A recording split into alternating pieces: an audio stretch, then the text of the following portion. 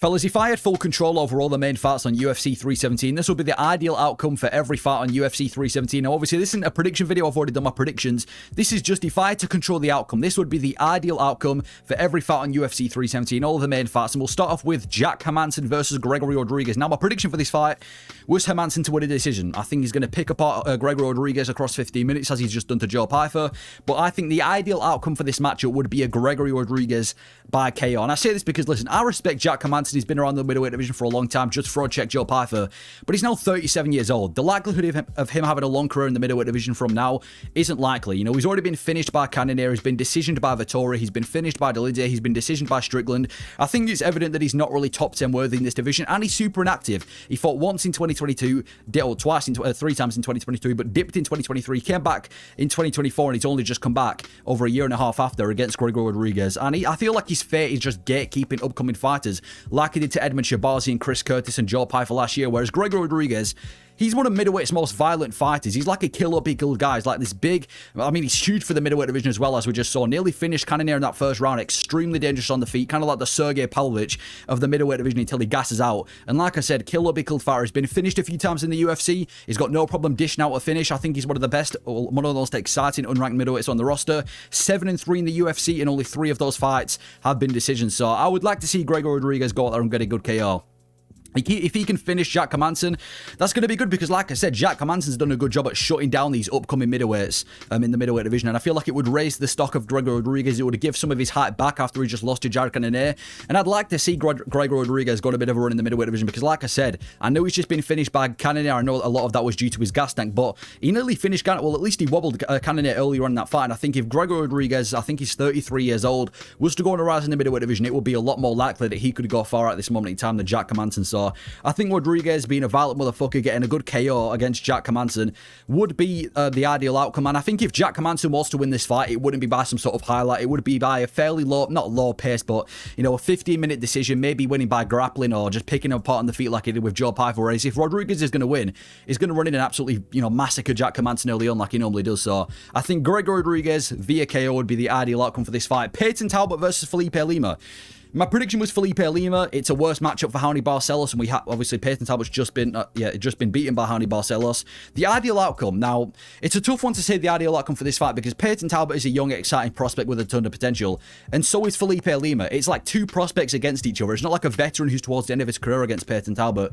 They're both young prospects, but if I had to pick a winner by ideal outcome, it would be Payton Talbott via KO. Felipe Lima, he's talented, but I don't really think he has star power. This guy submitted Mohamed Naimov, which is an amazing win. I think it's Naimov's only loss in the UFC, and he's a former Octagon champion, but he's not as marketable or well known for casuals. You know, the A side in this fight is Payton Talbott. That's why it's on the main card.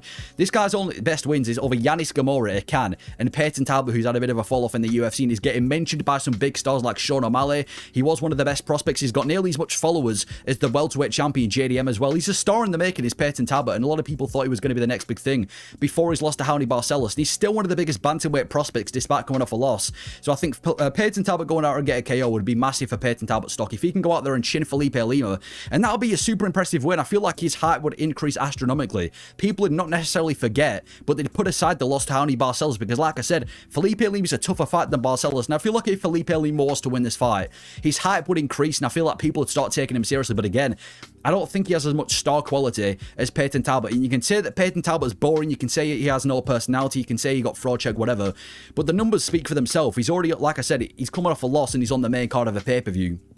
He's got nearly as much followers as some champions in the UFC. He's been talked about by a lot of people. You know, he's well known across casuals. So I feel like Payton Talbot, if he could go out there and get a good KO over Felipe Lima, his hype would increase astronomically. And I think it would be impressive for Payton Talbot because, like I said, Felipe Lima's tougher than Raoni Barcelos stylistically. If he could go out there and chin him, that would be massive for Payton Talbot's career. And I feel like he'd be back. Definitely be back in one of the conversations as one of the best bantamweight prospects. Then we've got Joshua Van versus Royval. My prediction was Royval.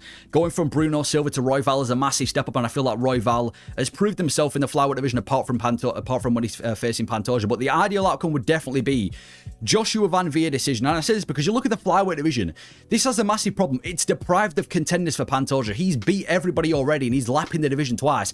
If Royval goes out there and beats Joshua Van, you know, he's going to be on a 3-fight win streak. But the guy's 0-2 against Pantoja. It's hard to sell Royval versus Pantoja 3. Joshua Van, he's a young, fresh, hungry prospect. He's a stylistic problem for Pantoja because of his boxing and his takedown defense. And he's finally fresh meat in the flyweight division. Him and Pantoja would be one of the best fights you can make right now in the flyweight division if he can get past Royval. So for that reason, I want to see Joshua Van get through. We need new contenders in the flyweight division, and I feel like Joshua Van has so much hype behind him. He would be the perfect guy. And the reason I said by decision and not some sort of KO, there's two main reasons for this. First of all, I feel like it would be more impressive if he broke down a guy as skilled as Royval across 15 minutes rather than just some flash KO, because he has got the ability to obviously put Royval's lights out. But I think Joshua Van's speciality is picking apart people with the boxing, and if he can do that to a guy as skilled as Royval, that's going to make a statement. And I think it gives him more octagon experience before Pantoja. Like I said, apart from Royval, he's best when he's Bruno Silva. If he could go out there and go 15 minutes with Royval, it'd give him experience, which I think he needs against Pantoja. And for Royval's sake, he keeps talking about moving up to the bantamweight division. If he loses this fight, he's moving up to bantamweight. And I feel like him getting knocked out cold by Joshua Van would definitely kind of kill his bantamweight stock rather than just losing a decision. So I think Joshua Van, for the sake of the flyweight division, and honestly for the sake of Brandon Royval's career, him winning by a pretty dominant decision would be a lot better than obviously Brandon Royval winning, because nobody wants to see him and Pantoja part 3. So Joshua Van, by decision, ideal outcome. Renato Moicano versus Beneil Dariush. I think Dariush is massively overlooked in this fight, and I picked him to win in the prediction video, but the ideal outcome would definitely be Money Moicano to win, probably by some sort of finish. I think submission would be good. Yeah, Beneil Dariush has just been chinned by Sarukian and Oliveira back to back, and he has zero marketable personality. If he goes out there and beats Renato Moicano, I don't think he really does much for the lightweight division. I mean, there's literally no intriguing matchups for Benny at lightweight right now. Yes, he's beaten Gamrot, but they're not going to run that back, and everybody else is coming off wins. There's nothing really intriguing in this division for Benny. Whereas you look at Renato Moicano, if he can go out there and beat Beneil Dariush, apart from the loss to literally the best in the world, he's been an absolute roll, and on top of that, he's got one of, if not probably the best marketable personality right now in the lightweight division. His personality is the best. It's easier to sell a fight. Renato Moicano has got a huge fan base, and there's so many intriguing matchups for him at 155. Him and Paddy Pimlich, that's a promoter's dream. Him and Dan Hooker, that's a promoter's dream. He's called both of those guys out already. So I think for Renato Moicano, if he can pull out a good submission over Beneil Dariush, who's only ever been submitted once in his entire MMA career, that would be huge for Moicano. I think it'd definitely be his best career win in the UFC yet. He'd be back in the top. Well, he'd be in the top 10 of the division. He's going to be fighting up. And like I said, marketable star. I don't think he's ever going to become a future champion or a future top contender, but I think for the sake of the lightweight division and making good fights, Moicano winning would definitely be a lot more beneficial than Beneil Dariush winning. Co-main event, Alexandre Pantoja versus Kaika of France. I picked Pantoja to win, most underrated flyweight of all time. The ideal outcome would also be Pantoja winning this one by some sort of TKO. I think if Pantoja can go out there and get a really good TKO finish over Kaika of France, as all of his wins, it would raise the stock of Pantoja, and I feel like it would force him to be respected by even the casual MMA fans. And people always say that flyweight needs a new champion. Flyweight needs some fresh meat. It does need fresh meat, but they keep complaining about Pantoja holding on to the belt. I don't understand what they mean. Pantoja is one of the funnest champions in the UFC. He's either getting finishes or is in fight of the year contenders. Literally every single one of his title wins, even the run up to the title, is in fun fights. I don't know what this whole narrative of Pantoja being a bad champion is. And aren't these the same fans who always complain that there's no long reigning champions anymore in the UFC? Everybody loses their belt immediately. You've got a long reigning champion in Pantoja, and now you want to push him aside. So I think Pantoja staying as the champion, cementing his legacy as one of the greatest flyweights of all time by beating Kaika of France and finishing him would be a statement-making performance. And even if Kaika of France wins, he's going to lose the belt within 2 to 3 fights anyway. With all due respect, I don't think it's title contention worthy. He's already lost a handful of times in the UFC already. I expect him to lose this weekend, and I expect him to lose against another top contender. So I think Pantoja going out there and getting a statement-making finish, 2 finishes in a row, by finishing Kaika of France would be massive for his career, and it would push him closer to the GOAT conversation with Demetrius Johnson. So hopefully Pantoja being a fan favourite. I think he's one of my favourite fighters in the UFC from his style, and I just think he's a likeable dude. Him going out there and getting a good TKO over Kaika of France, huge for the flyweight division. Then the main event, Topuria versus Oliveira.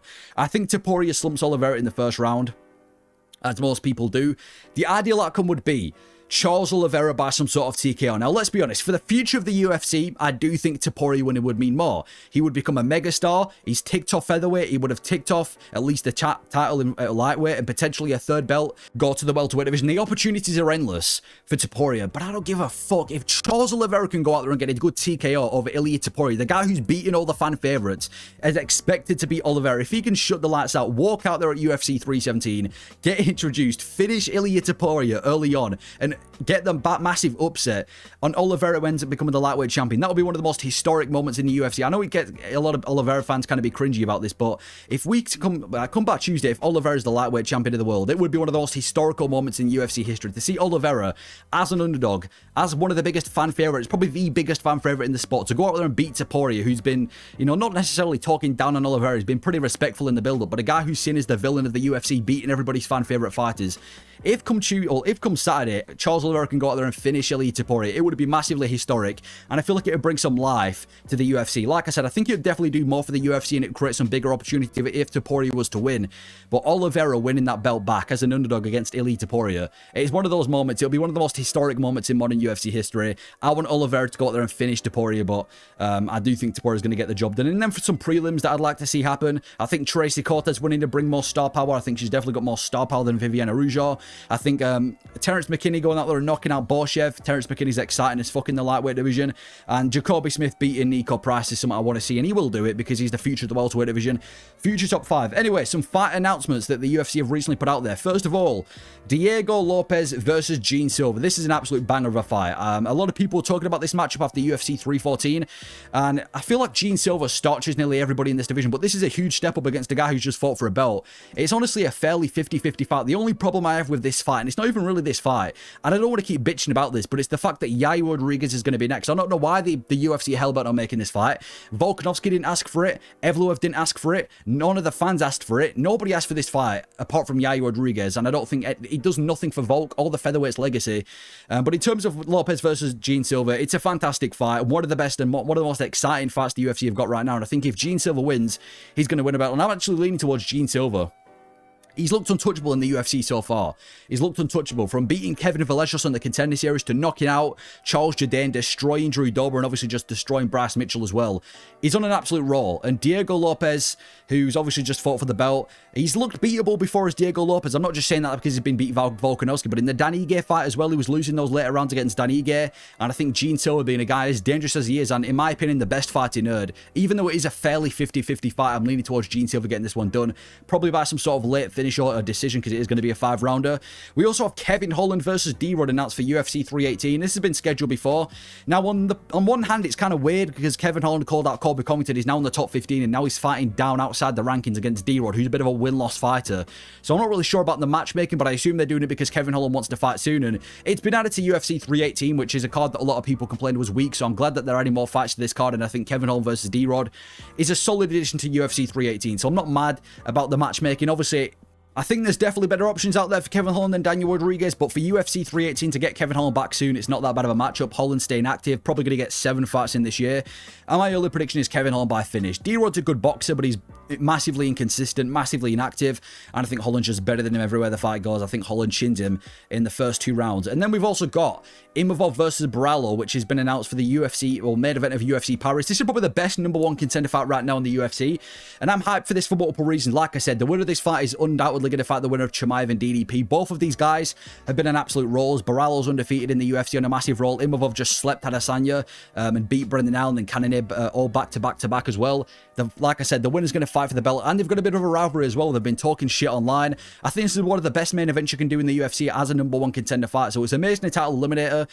I am leaning towards Imavov winning this fight by some sort of decision. I think Barallo's grappling isn't really going to come into part. We saw him grapple against Abbas Magomedov, and we've seen him do grappling matches, but he doesn't really grapple that often. And Imavov's got pretty solid takedown defense, and I think Imavov is quite underrated in this division. I'd actually go as far to say he's the best striker in this division. Barallo's good as well. You look at their performance against Cannonier. Imavov was able to get Cannonier out of there. I know MMA math doesn't work, and it was quite arguably an early stoppage, but I just think Imavov's the better striker. It is going to be a close fight, but I'm going Imavov to win a decision against Kyle Barallo and secure a fight with either DDP or Chimaev. But like I said, one of the better #1 contender fights we've got coming up in the UFC.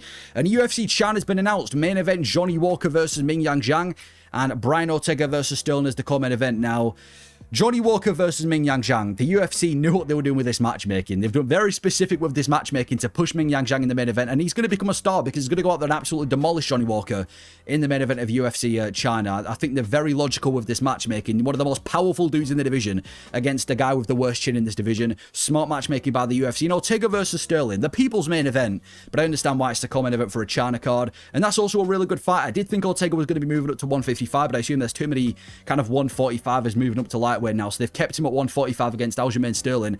And again, it's a great fight. Now, for Johnny Walker versus Ming Yang Zhang, it's a hydrogen bomb versus a coffin baby. I think everybody knows what's going to happen. And Ming Yang Zhang is going to go out there and sleep Johnny Walker. And like I said, very logical matchmaking. The most dangerous dude in the light heavyweight division against the most chinny dude in the light heavyweight division. Ming Yang Zhang going to go out there and knock out Johnny Walker, become a star because he's the main eventer and he's in China. And then after that, he's probably going to get a title eliminator. So smart matchmaking by the UFC, and Ming Yang Zhang is going to get another highlight reel. And for Brian Ortega and Aljamain Sterling, it's a really fun matchup, similar to like a Sterling versus Evloev. You've got a guy with some of the best jiu-jitsu in this division in Brian Ortega, the guy who nearly submitted Volk against one of the best grapplers in this division. You know, featherweight hasn't really had too many grapplers in this division over the past few years. These two are some of the best. I'm predicting Aljamain Sterling to win. We saw him win grappling exchanges against Movsar Evloev. Ortega, apart from that submission he had over Yair Rodrigues a few years back, he hasn't really looked super dominant with the grappling recently. Sterling looks to be adjusted to 145. I think he wins this by pretty comfortable and pretty dominant grappling decision, to be fair. And some other fight announcements, we've got Ruziboyev versus Brian Battle. Brian Battle moving back up to the middleweight division. I think Ruziboyev clips him. Brian Battle's been on an absolute roll, but he hasn't looked unbeatable, and he arguably lost to Randy Brown. Ruziboyev's dangerous as fuck. Huge for the middleweight division as well. I think Ruziboyev clips him. Pavlovich versus Cortez Acosta.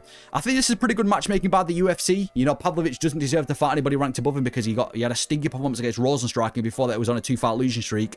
And Acosta's just beat Spivak by a questionable decision. I think Pavlovich runs through him. You can't be getting caught against Sergey Spivak, one of the flukiest strikers in the division, and make me want to pick you against Pavlovich. I know Pavlovich is kind of shell-shocked since that fight with Tom Aspinall, but I feel like this is the perfect fight to kind of, you know, get your momentum back, go out there and get a good finish of Waldo Cortez Acosta, and I think he's going to do that. Rinat Fakhrinov versus Andreas Gustafsson. I'm going to go Andreas Gustafsson to win this one. I think Rinat Fakhrinov's had a very questionable UFC career so far. He had a lot of hype after that Kevin Lee win, and then he had a draw, and then he robbed Nicolas Dalby, and then he goes and robs Carlos Leal. I don't really rate him that highly, and Andreas Gustafsson just absolutely dominated Chaos Williams. I think he wins this fight against Rinat, and then Carlos Leal, the guy that just got robbed against Rinat Fakhrinov, against Muslim Salikov. Another really good fight, but I think Carlos Leal gets the job done. He's looked amazing in both of his fights in the UFC. Should have beat Rinat Fakhrinov. And Muslim Salikov, really good striker, especially for the fact that he's like 40 years old. But I just think Carlos Leal probably gets the job done by some sort of finish. But that's my thoughts on the best outcome for every fight on UFC 317. There's some fight announcements. Let me know your thoughts on these fight announcements, and if you agree that these are the best outcomes, and what your personal best outcomes would be for all the main fights on UFC 317. Let me know your thoughts. Thank you for watching.